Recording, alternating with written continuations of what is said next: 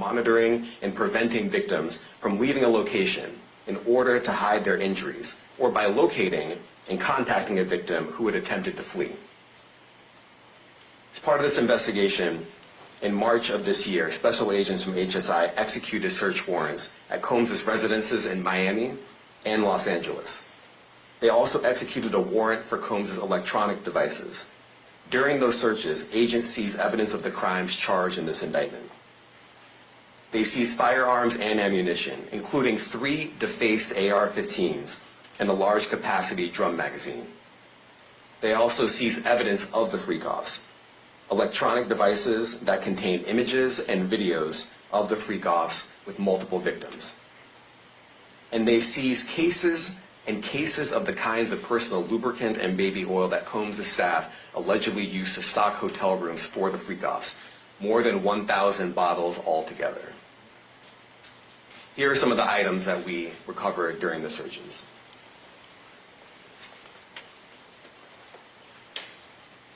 As you can see here, this is a drum magazine, large capacity, and it contains, I believe, 59 rounds.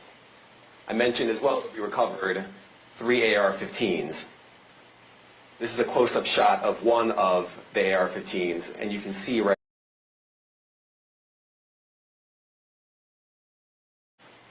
This is a close-up shot of one of the AR-15s, and you can see right here the serial number has been thoroughly defaced. Another picture of more ammunition and parts of 2 AR-15s right there.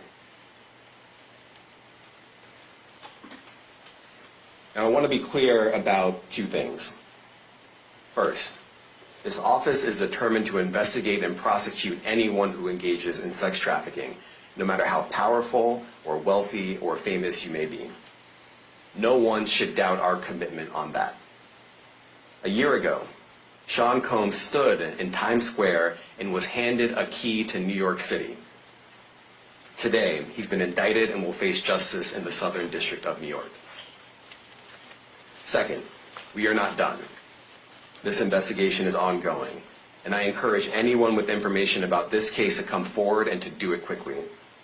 Anyone with information can call 1-877-4HSI-TIP.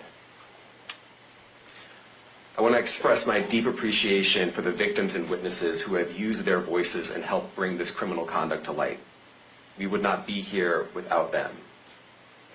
I also want to thank the dedicated case agents on the HSI Trafficking in Person Squad in New York. They have been with us since day one and have worked tirelessly on this investigation. They will continue to be invaluable partners to us. I also want to thank the incredible agents and analysts from SCNY who have also provided tremendous assistance on this case. I'm deeply grateful for their continued work. And finally, I want to thank the outstanding career prosecutors from SCNY who are handling this case. Meredith Foster, Emily Johnson, Chrissy Slavic, Madison Smeisler, and Mitzi Steiner, and their supervisors, Jamie Backleiter and Jacqueline Kelly. They are members of the Civil Rights Unit in our criminal division. We created the Civil Rights Unit when I became U.S. Attorney. I'm deeply proud of their work on this and so many other cases. I'll now take some questions. Eric Katursky, ABC. Thanks, Damian, thanks. The indictment describes aggressive, open, violent, hedonistic abuse that you say was recurrent and widely known. Why did it take law enforcement so long to intervene? How many women were victimized by Sean Combs, and how many others were involved? Look, our investigation is ongoing. We are committed to bringing justice to everyone who's been victimized by the defendant. I can't tell you why it took so long. I think the better focus is on the fact that we are here today. And we are committed to making sure that justice is done. Next question. Thank you. Julia Ainsley, NBC. Thank you for doing this. You said we are not done and that Combs did not do this alone. Do you foresee that there could be other charges related to this case? I'm not taking anything off the table. Janet Fisher, Newsday. What's the difference between the sex trafficking and promoting travel for the purpose of prostitution? Well, there are different crimes with different elements. I don't think we should get into the nitty-gritty of the legal discussion right now, but the sex trafficking, we believe, they're all serious offenses, but the sex trafficking conduct carries some significant penalties, and we are gratified that we were able to bring that charge. Is one more coercive than the other? I'm not going to be able to get into that, but you can look it up, and yes, sex trafficking, especially when it involves coercion or force, is a very serious crime, and it carries significant penalties. Good afternoon, Darla Miles, ABC7 New York. Thank you for this press conference and for the details. Two questions. In context of this indictment and the information that was presented to the grand jury, are you able to clarify the number of victims? It's mentioned plural in the indictment, but can you specify the number of victims just for this particular indictment? And secondly, can you provide details about the alleged arson? Unfortunately, I'm not able to provide either. The number of victims, you are correct. We are intentional in saying multiple. The details of the arson incident are limited to what we have in the indictment and also the detention letter that we filed, which contains more details than the indictment does at various points, but we don't have anything more beyond that. Next question. Lynn Tran, CNN. Are any of his accomplices or associates under investigation? And additionally, could he face any more charges? So the investigation is ongoing. That means both as to him and to anyone else who we believe committed the crime with him. Next question. Juliet Papa. Hi, good morning from 1010 Wins. Any indication that some of the women or victims here were imprisoned in his residences, and did he have locations where he kept them, and they were not allowed to leave? And also, he's indicted here, although there were searches and raids in LA, Miami. Why in New York? Well, I'm biased. I'm the U.S. Attorney in the Southern District of New York. I think that we have an outstanding track record of bringing some of the most impactful, sprawling, complex, difficult sex trafficking, human trafficking, labor trafficking, you name it. The Southern District of New York can do it, and so we're very proud of that. And so the scope and complexity of this investigation isn't something that we ran from. It's something that we embrace, and we will continue to do that. As to your question about whether he imprisoned anyone, all I can say is that, I mentioned this March 2016 incident where something was caught on video where a victim was attempting to flee, and there was violence that was associated with it. Was that at the residence or a hotel? That was at a hotel. Matthew Lee, Inner City Press. Thanks a lot. Does your office intend to seek remand, or are you reaching a bail package? And if you're willing, how would you contrast this with the R. Kelly case in EDNY in terms of the elements? Thanks. So we will be seeking detention. We have filed a letter laying out our reasoning for seeking pretrial detention. I'm not going to be able to expand beyond what's in the letter, but it contains all of the reasoning, and it contains the law as well. There is a presumption of detention in a case like this, and we think that's warranted. John Anise, New York Daily News. Thank you. I was hoping to get some more detail about the searches of his residence, the guns, the cases of lubricant, and the videos. Where were they found amongst his residence? Were they all scattered around the houses in one place? I kind of wanted to just get a better picture of how that stuff was found. Well, look, I think that some of the details that you're seeking are in the detention letter. So, for instance, some of the AR-15s, 2 of the 3 defaced AR-15s were found in his bedroom closet in Miami, broken down into parts along with magazines with ammunition loaded in them. So some of that detail is in the detention letter.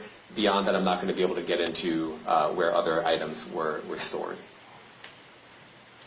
Ben Kochman, Post. Hey, thanks for doing this. Your office was the office that had been prosecuting Jeffrey Epstein before he died in custody. I have not read your detention memo yet. It's the first thing I'm going to do after this ends. But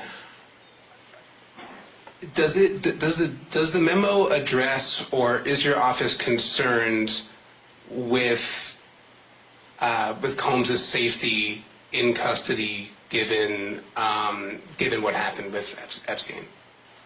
So we are concerned with anyone's safety whenever they are detained prior to trial. It's part of our obligations to keep people safe as well.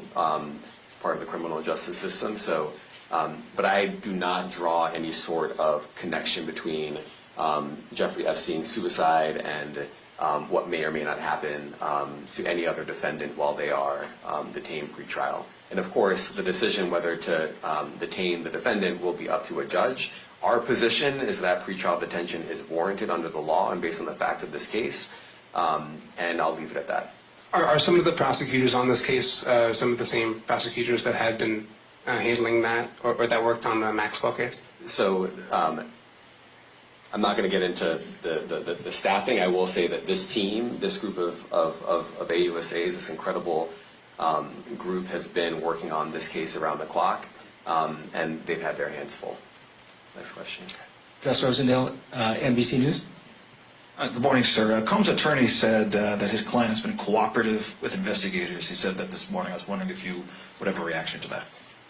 Let me just say this. I think that generally and with increasing frequency, the word cooperative or cooperating has taken on tremendous elasticity and it no longer really bears any relation to what the word means when we use it in a very specific context. So responding to lawful process and the like does not qualify as cooperation when we use that term here. Mike Sisak, AP. Thanks. To that end, was there any discussion of Mr. Combs surrendering? I understand he was taken into custody at a hotel in Manhattan last night, and maybe that wasn't the plan. Can you elaborate on how that came about and why that was? I'm not going to be able to get into any sort of operational details as to how he was taken into custody and when. He is in custody right now. He will be appearing in court later today. Was there any discussion of him surrendering, given they claim he's cooperating? I'm not going to be able to get into law enforcement tactics or operations.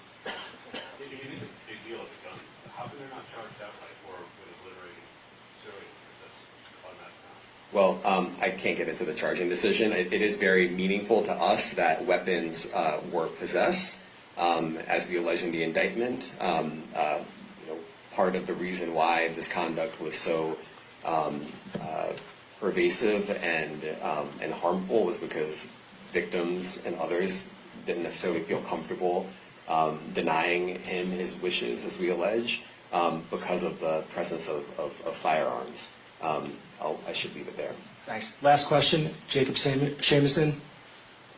Jacob Shamsian, Business Insider. Thank you.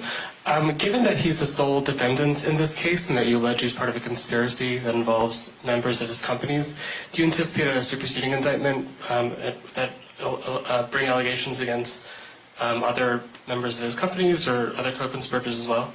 Again, I can't take anything off the table. Anything is possible. Our investigation is very active and ongoing. And I think a lot of you who cover this office know that when we say such things, that developments are certainly foreseeable, but I cannot predict them sitting here today. All right, thank you, everyone. Thank you. What part of this business empire is exposed forfeiture? Good morning, everyone. My name is Damian Williams, and I'm the U.S. Attorney here in the Southern District of New York. Today I'm announcing the unsealing of a 3-count indictment, charging Sean Combs with racketeering conspiracy, sex trafficking, interstate transportation for prostitution. The indictment alleges that between at least 2008 and the present, Combs abused, threatened, and coerced victims to fulfill his sexual desires, protect his reputation, and conceal his conduct. As alleged in the indictment, to carry out this conduct, Sean Combs led and participated in a racketeering conspiracy that used the business empire he controlled to carry out criminal activity, including sex trafficking, forced labor, kidnapping, arson, bribery, and the obstruction of justice. Let me say a little bit more about the charges. The indictment alleges that Combs abused and exploited women and other people for years, and in a variety of ways. As alleged, Combs used force, threats of force, and coercion to cause victims to engage in extended sexual performances with male commercial sex workers, some of whom he transported or caused to be transported over state lines. Combs allegedly planned and controlled the sex performances, which he called freak-offs, and he often electronically recorded them. The freak-offs sometimes lasted days at a time, involved multiple commercial sex workers, and often involved a variety of narcotics such as ketamine, ecstasy, and GHB, which Combs distributed to the victims to keep them obedient and compliant.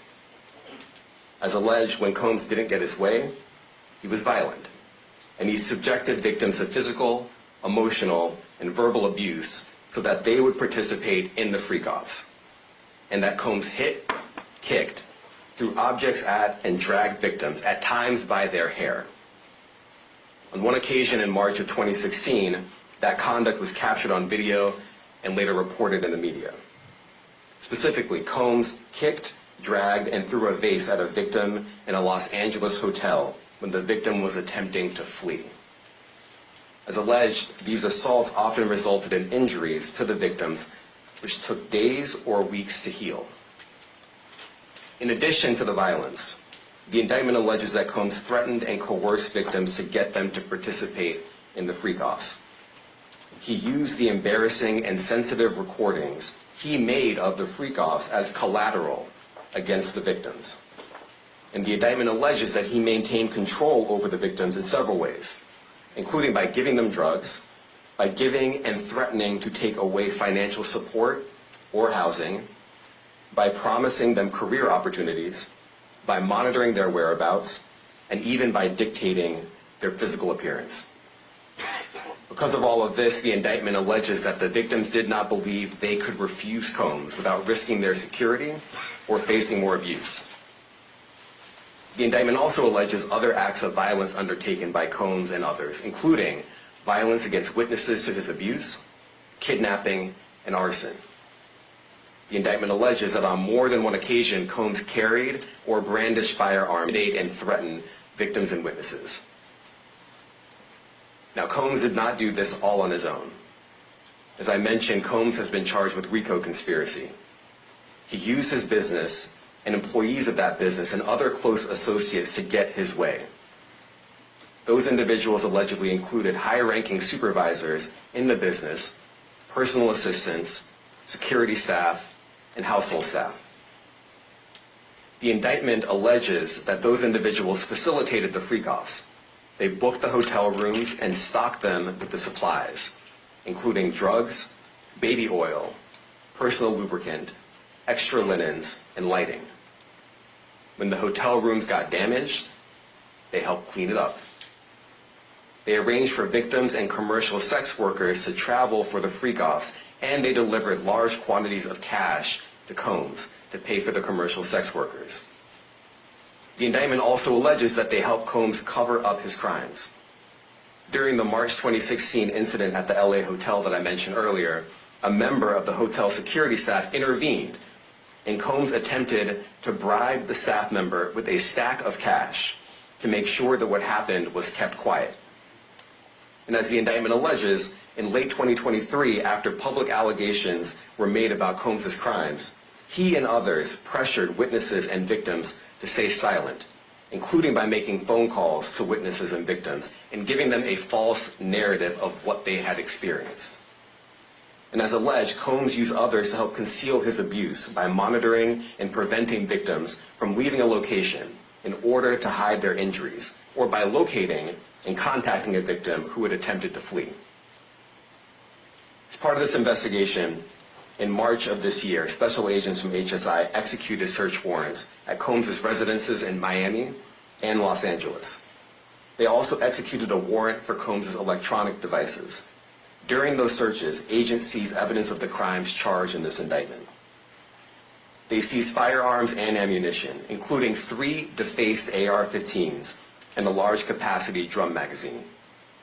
They also seized evidence of the freak-offs, electronic devices that contained images and videos of the freak-offs with multiple victims. And they seized cases and cases of the kinds of personal lubricant and baby oil that Combs' staff allegedly used to stock hotel rooms for the freak-offs, more than 1,000 bottles altogether. Here are some of the items that we recovered during the searches.